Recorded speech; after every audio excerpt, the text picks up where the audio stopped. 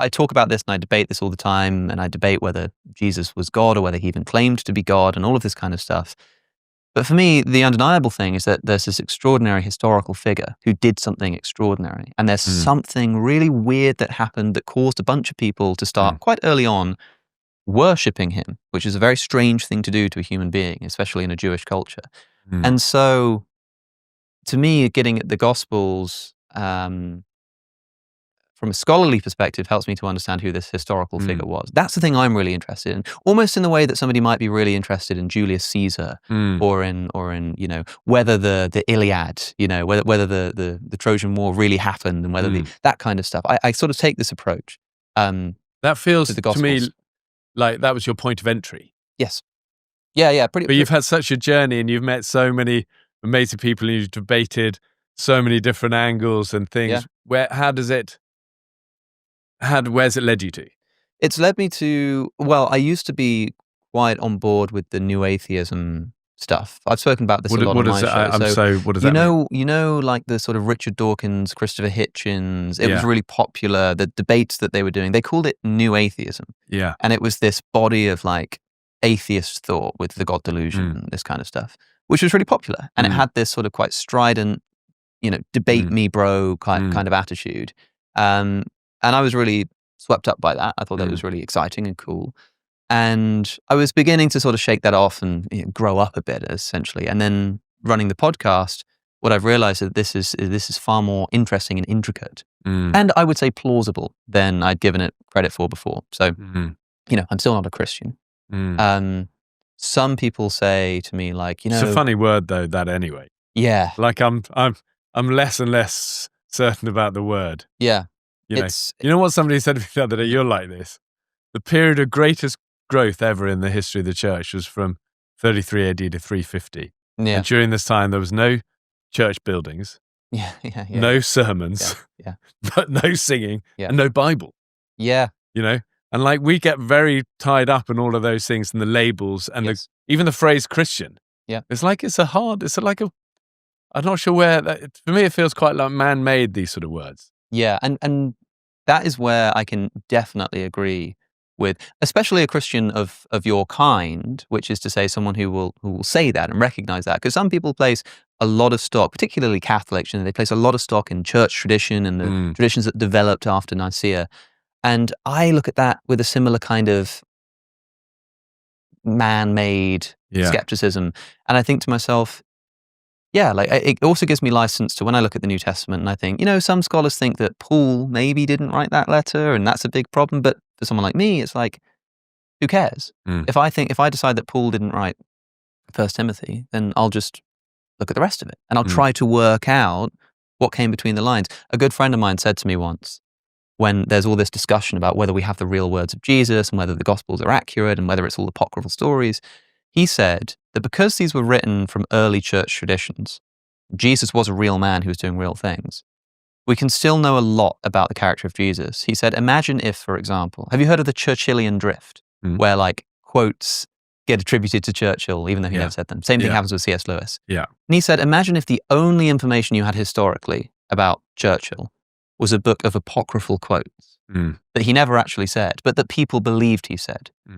You'd still get a pretty good picture of the kind of person Winston Churchill was. That's worst case scenario. You still get a pretty good... You're still getting an image. And so I'm really interested in the scholarly stuff and like, well, did Jesus really say that? Was this an interpolation? Blah, blah, blah. Is this a translation thing? But the thing that's most fascinating to me below all of that is like, who was this guy and what was he doing to cause all of this? Even if it's a bunch of confusion and confused timelines, and even if some stories got in there that shouldn't have got in there, the fact that this scramble to write all of this down and turn it into even with the drift, exactly, it's still I think extremely interesting. If we could time travel, you would be one of the rough gang. So would I. I don't think you'd be. I mean, even though you kind of like the headlines of you is like, professor, sort of Oxford. Well, are you a professor? I'm not a professor, no. You're very clever. Do you know what I mean? That could potentially like put you into the Pharisee type thing. Right. But you are the opposite. You are what you would have been running wild with Jesus, I think. Yeah, I like that. And also I sort of always got the feel with Jesus. He loved the challenge. He loved the riposte. He loved the mental, verbal, like theological challenges. There's a lot of jousting, a lot of of jousting and brilliant sort of responses that have never been better. You know, whether it's in like, should we pay our taxes to Caesar or not? You know, the Pharisees are trying to trip him up. Mm-hmm. And yet sort of that response of just like, well, whose head is on the coin? You know, paid him and paid to God what is God. It's sort of brilliant. Yeah. Yeah, there's a brilliant And I would think that I see a beautiful alignment, actually. I think if we would go back in time travel, you'd be running wild with him. Well, if the science ever gets there and we manage to go back in time, when people say, you know, where would you go? Yeah, where would you go? Come on, what would you do? Of course you'd go to meet Jesus. I love it. What point? Where would you go? Would you go after the resurrection, or would you want to be there at the beginning? What about in the 17 years? That's interesting. You know, I think that the moment that you'd want to witness, if you could only have 5 minutes, would be the moment of the crucifixion.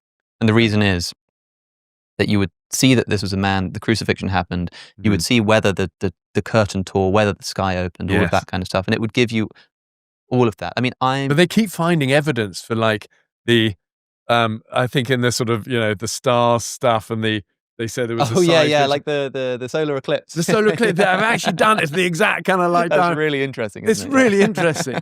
And also that moment is kind of also to see the first ever Roman Christian. Well, yes. The centurion truly son of God. Yeah. This man is the son of God.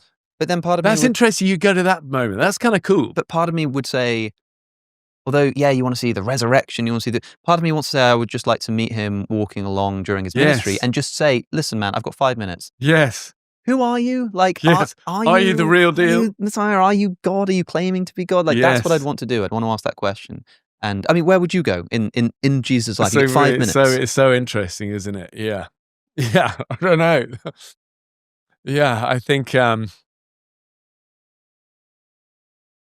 so, I mean, if you think of the biblical, so there are a lot of people that did get that chance and did it come exactly for that purpose. Mm-hmm. You know, say, I mean, one bit you might not have noticed that I really like is John the Baptist's relationship with Jesus. We kind of touched on it, but there's a really nice moment where if you think if anyone in the Jesus orbit is going to believe in him, it's John the Baptist. Mm-hmm. Known him from birth, kicking inside my mother's stomach whenever Jesus walked in the room. Like, I know this guy is a real deal. I'm baptizing the River Jordan, saying there was one is coming after me is like, you know, I know. Mm-hmm.